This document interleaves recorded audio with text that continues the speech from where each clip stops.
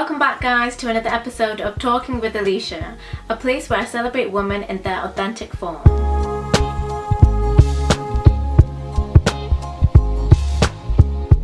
And today I have a very special guest with me, Danielle Connolly.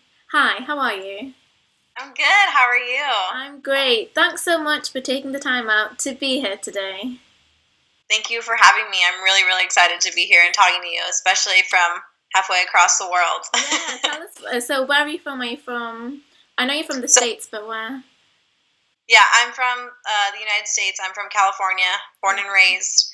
Though I did study in England when I was in college for about 2 months. I was in Brighton. And it was the best thing ever.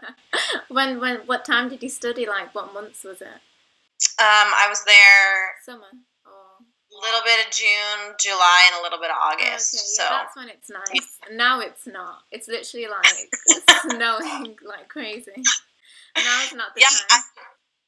I was ready with like rain gear and all that stuff because I had been to the UK before, and then literally was just re-wearing shorts and tank tops. And being from California, I was like, "What is this? This is amazing!" So and Brighton's pretty cool, isn't it? Because it's near the sea.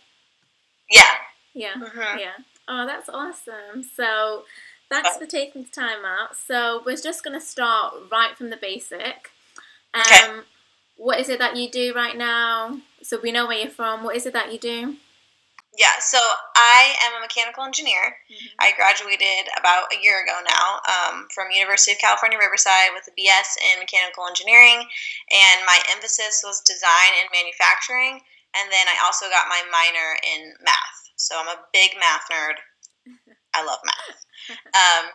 I was working for the Navy for about 9 months, and I quit that job for not fun reasons, but not on my part, all on them.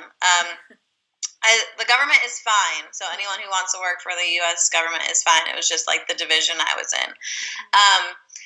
So right now I'm working on Make Them Mainstream, which is a company I started, and it's all about supporting and celebrating women in STEM, which is science, technology, engineering, and math, and we're supporting and celebrating them through tutoring and STEM education.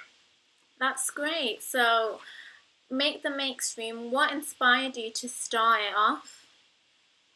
So being the only woman in STEM, or one of the only females in STEM, as I'm sure you know, it can get a little bit lonely, a little bit like, where are all my girls at?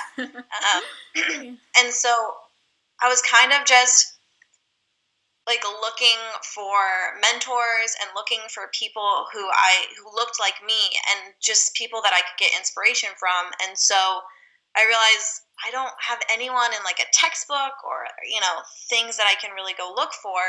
So I started Make Them Mainstream with the idea of taking these women who are scientists or engineers and making their stories household names, making them household names, so bringing them up to mainstream media. So that's how Make Them Mainstream got its start. And then it started out as a YouTube channel with a friend, which was just a whole mess of things. Most of the mess is taken off of YouTube now. Oh, I didn't know you had a YouTube channel. I knew you had a blog. I've read your blog. I love it. I didn't realize you had a YouTube channel as well. I did, yeah. It started out as Cadella, and we ended up kind of splitting ways. We're still good friends, the girl that I was doing the YouTube channel with, but it just wasn't like what we both wanted. And so I started a segment called Make Them Mainstream and just took that into a blog. Yeah. But I was doing some like how to be a tutor and stuff like that. And the how to be a tutor got the most amount of views. So I was like, well, I do love tutoring. I'm really passionate about it.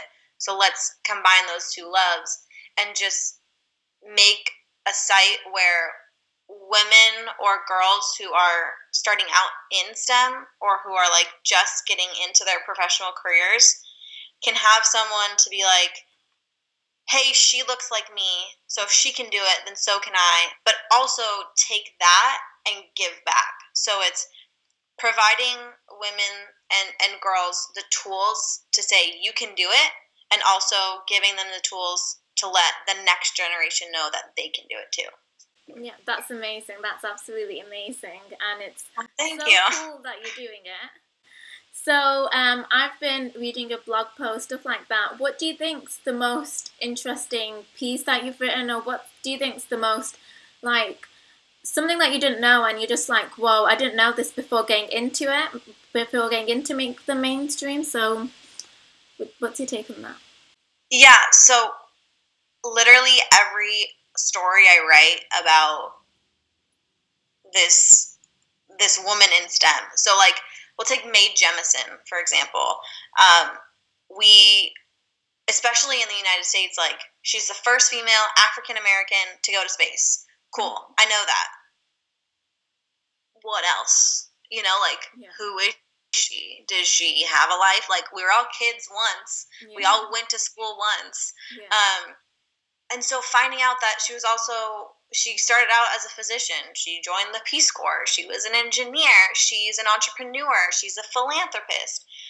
And just learning about basically like get obsessed with like a woman for like a week. Yeah. Being like, oh my God, they did this, they did that. Like what? And just every time I learn about these women, it's like, what?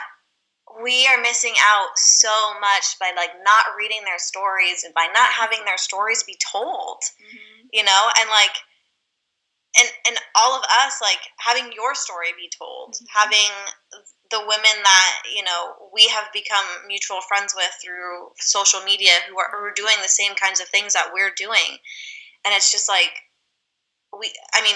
we got to take advantage of the fact that we have the internet and that we can get these stories out there, and you're definitely doing that. And thank you. So I think that that's amazing that you're doing that. And that's just like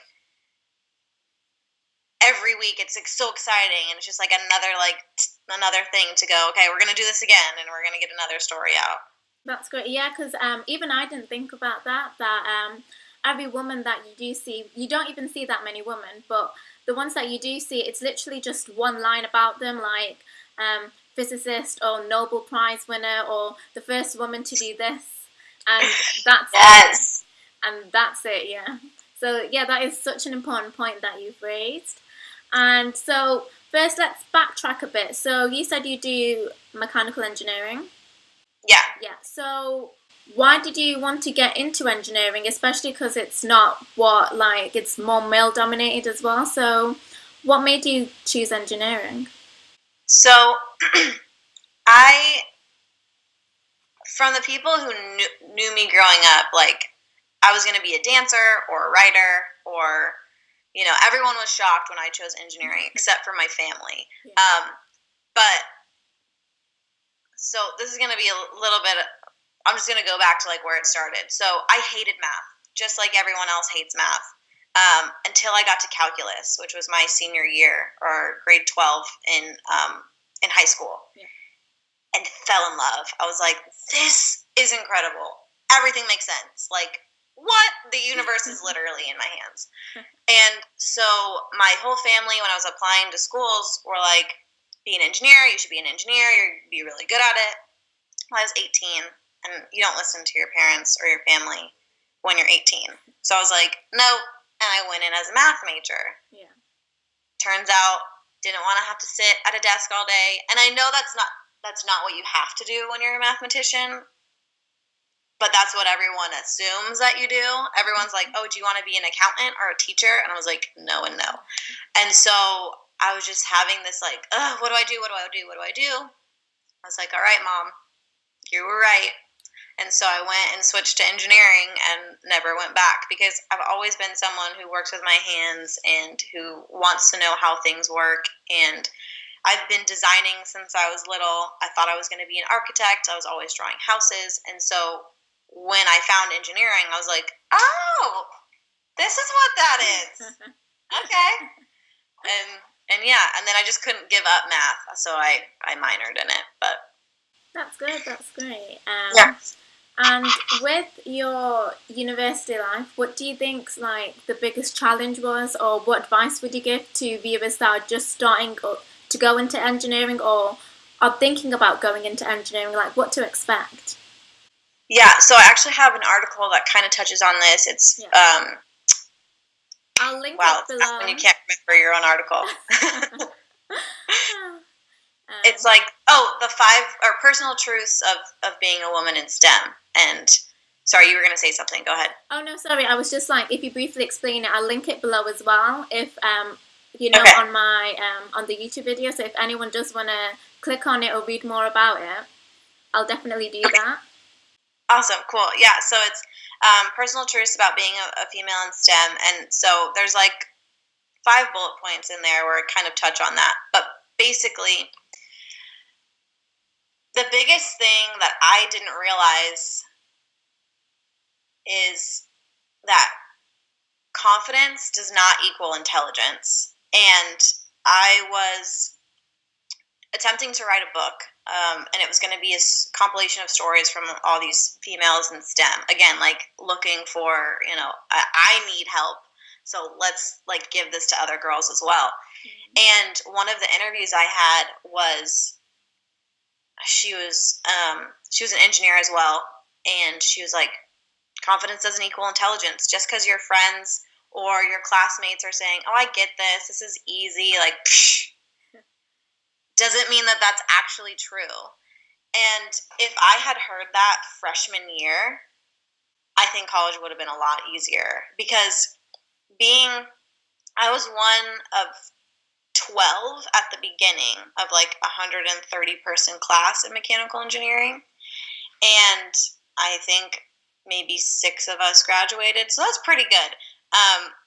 But just seeing my classmates like be so cocky, and especially like the men, I'm very comfortable around men. I have no problem with them. And I think, so I don't think that that's the issue. It's that they have a level of confidence that was kind of given to them from a very young age that women just don't get. And so when they see something, it's not even that it's easy for them, it's that they know they'll get it eventually. But women, we're so hard on ourselves, and we demean ourselves and we demean each other, which has to stop. But because of that, like, we just think like, oh, the fact that they're so confident about it, they must be way smarter than I am, so they must get it. And I just can't do it.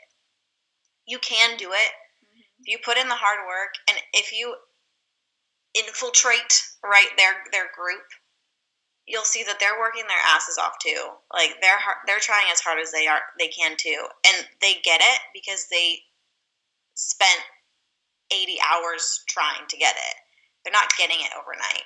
And so confidence does not equal intelligence. That is so true. Even I figured that out. A lot of times people that are really confident, they turn out to be more arrogant than intelligent, or like they understand. So it often gets onto the other side of the scale. Yes, completely. Yeah. So mental health is a big thing at university. A lot of people do get overwhelmed, do get stressed out, and how do you think is the best way to balance university life? A lot of people have part-time jobs as well. Like, what do you recommend the best thing is to balance it all out? That is a question. And wow, there's a lot to that. I think the best way is just knowing that you're not alone. From someone who suffered from depression,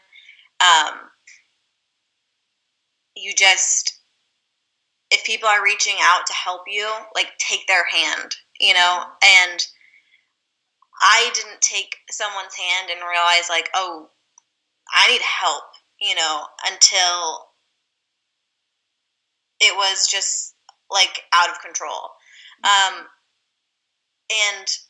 you're going to have that so my depression came from like a trauma that I had, but on top of being in college, we're trying to figure out who you are, what you want to do with your life.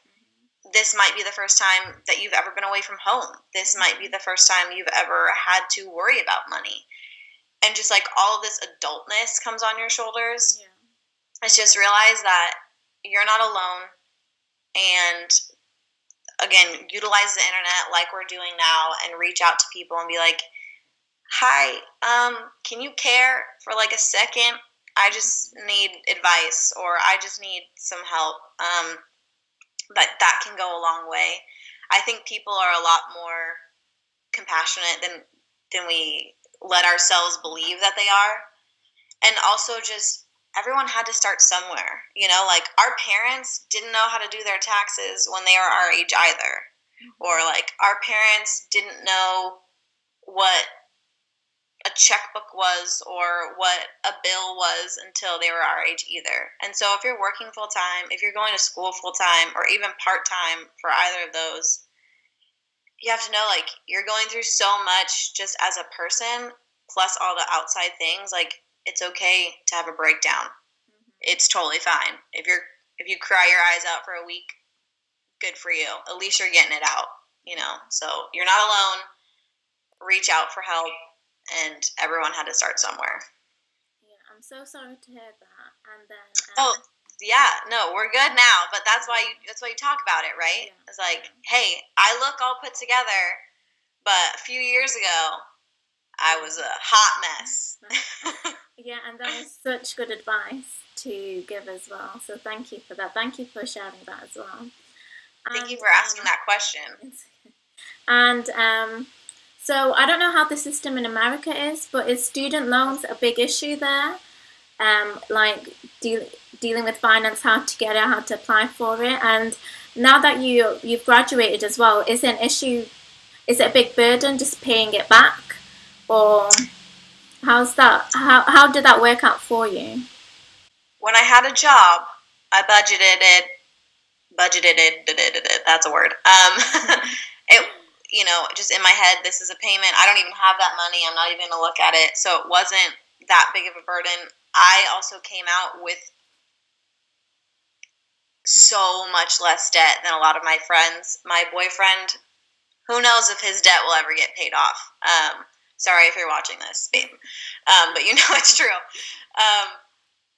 And it's just, there's so many people who have it just like way more than I do. So for me personally, it's not a huge deal. Plus I still have my family's support and my family's help.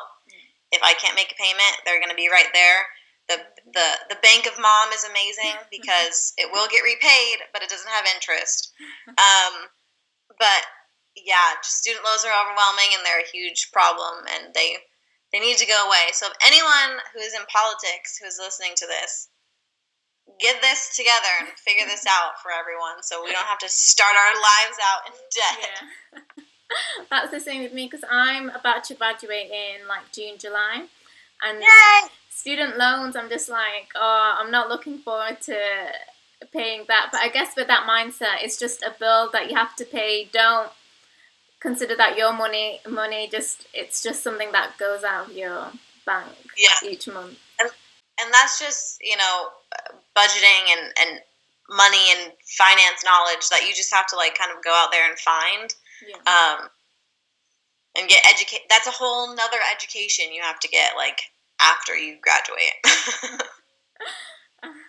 Yeah, one that not a lot of people would expect. Yeah. Yeah, definitely. So, part of Make Stream is the tutoring side. So, do you currently tutor? What do you tutor? And tell us more about your because you have some programs available as well, right, on your website? So I'm currently creating a course. Yeah. It's basically going to be how to be a tutor because there is not anything available. There's one course that I found on Teachable. I haven't taken it yet. I don't know if it's good. And everything else, like, you just kind of have to learn it by yourself. Is it this one-on-one tutor? Are you talking about one-on-one tutoring? So like younger children? Yeah. So personal tutoring, or like with a small group, however you feel comfortable as a tutor. So it's going to go through that, like what to do, how to find clients, you finding your teaching style, and like how to use a whiteboard, how to write notes for your kids, how to make worksheets. So it's going to go through all that and I want that because I wish I had that, like, going through trying to be a tutor. So,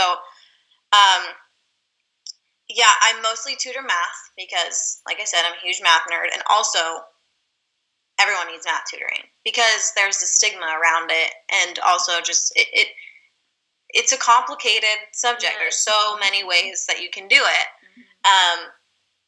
And so right now I'm not currently tutoring, but my last client was right before I had my full-time job.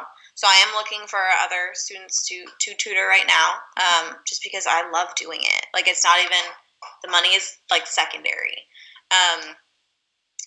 And so yeah, so I've tutored math. I've been a freelance tutor where I've put up plastered flyers and had people call me. I've worked for tutoring companies online and like physical locations. I've worked in my university as a teaching assistant where I basically was the teacher. Like, they saw me way more than the actual instructor. And I made worksheets, I graded quizzes, I made tests, I made lesson plans. And so with all that knowledge and experience, and like even with that, I really didn't have extensive training. So taking all of that and like putting it into this course and being like, this is what you have to do. So people can be their best tutor, and be confident, especially if they want to tutor something in STEM. Yeah. So what do you think your favorite part of tutoring is that you enjoy so much? So I love the personal interaction with the student. It's like, it's not even like, this is what math is, or like, this is an exponent and this is how we do it. All that stuff's fine and dandy. Like, you have to be there to do that. But when I'm tutoring, I know that I'm making a huge impact, even if it's on one person's life, and I see it happening instantly. It's definitely instant gratification, because I've talked to students who were contemplating suicide and being like, "Yo, I'm here," and having them come back to me and be like, you helped me through that darkest time, without even like really realizing that I was doing it, but just because I was there, I cared, and we were focused on one thing, which was like math or their subject, and helping them through like a mental hardship that they're not going to talk to their parents about, or they're ashamed to talk to their friends about. And then also just showing them that, like, you can do this. Like, it's easy, right? You just have to make it easy. And so I think those are the most exciting parts about tutoring. Yeah, that's actually so amazing, because you don't realize what impact you're even making on like one person's life, especially younger people who might feel like they don't have anyone to talk to at school, or their parents or their siblings, so they might just start to begin to feel like an outcast. Right. Yeah, a lot of the time. So it's amazing that you're doing this again. So for women in STEM and STEM in general, what do you think the biggest problem is that we're facing, and how do you think we should tackle it? That's another really loaded question. Yeah, it is. I'm just giving them to you. Appreciate it. Oh God, the biggest problem. Or just like a couple problems, or like one of the biggest ones. Okay.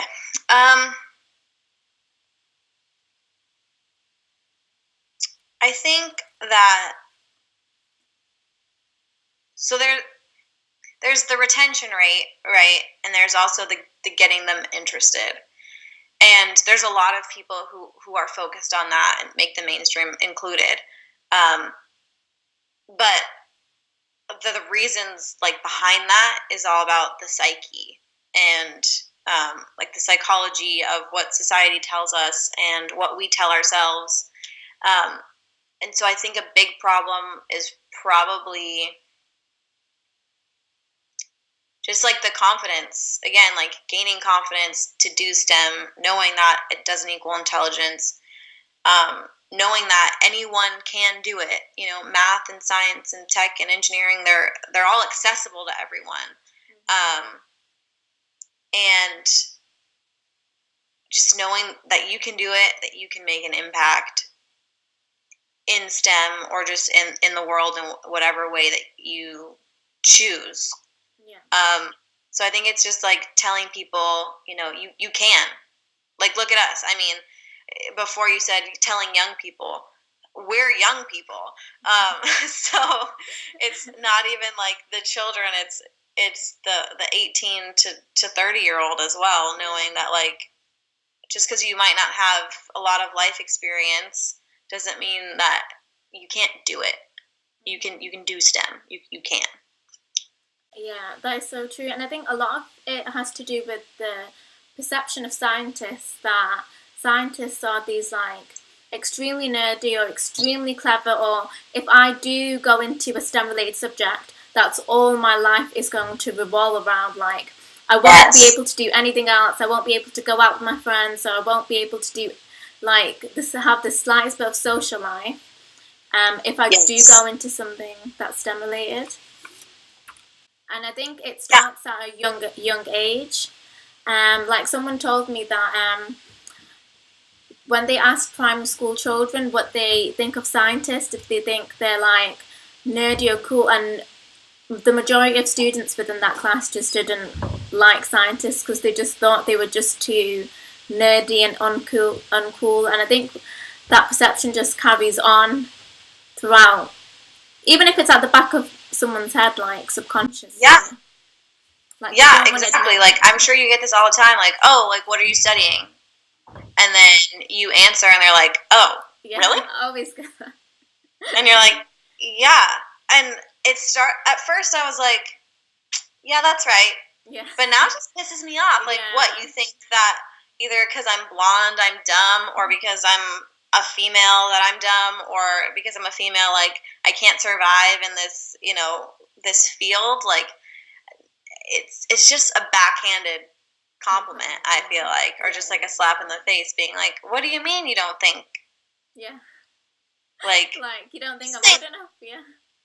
Yeah, like, nothing against what they think I am. Yeah. You know, we need people who are writers, and I'm a writer now. Yeah. We need people who are in the soft sciences, but, like, just don't judge anyone about it, and don't be surprised, like, because anyone can be anything and has the right to do so. Yeah, definitely. And there's so many movements going on, I feel like, for females in general. I feel like there's so many like protests and people are speaking out. Have you seen anything that you're like, oh, I'm so glad this is happening, like there's finally a bit of change? Literally everything that's happening. I'm like, yes. Especially, I don't get into politics. I'm not a political person, just because I don't even want to learn. I don't even want to try. Like, I'll go out there and protest. I sign petitions. I vote. You know, but like, with the whole bigger picture, like, I don't have that many opinions about it, which I know is probably not good.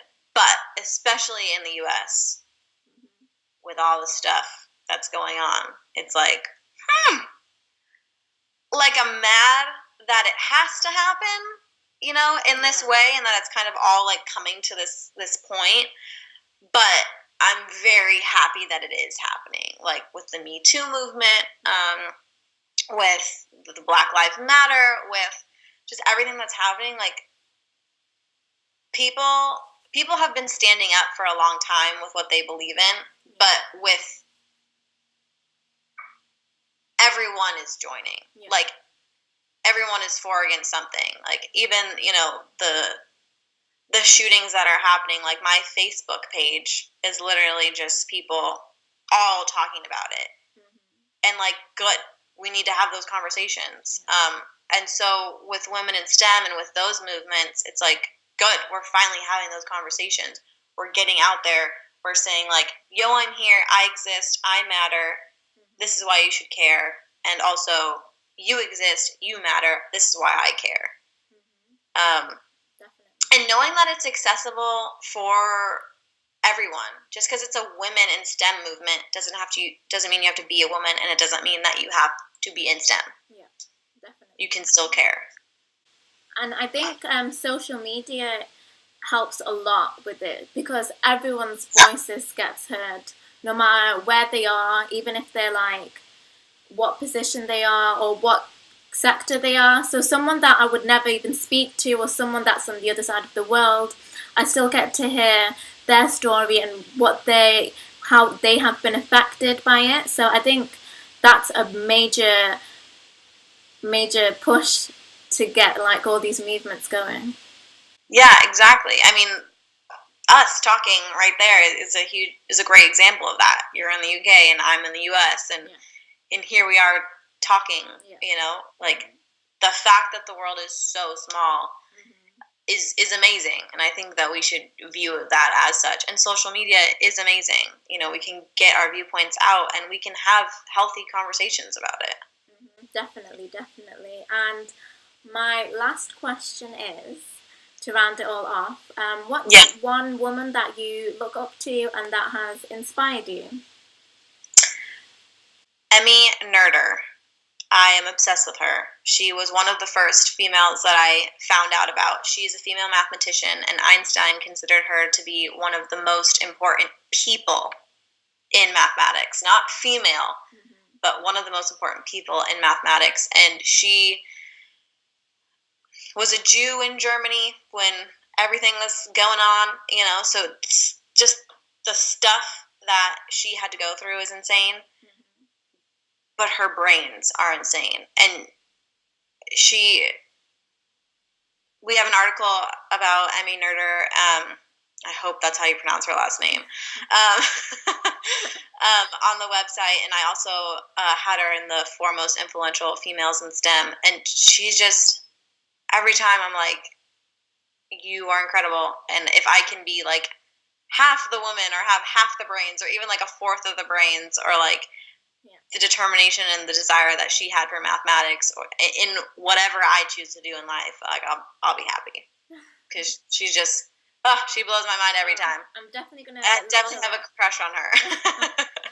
I'm definitely gonna look her up after this interview. Good, you should. Yeah, I'm definitely that was amazing. Thank you so much. Is there anything else that you would like to add, or anything you would like to tell the people listening and watching?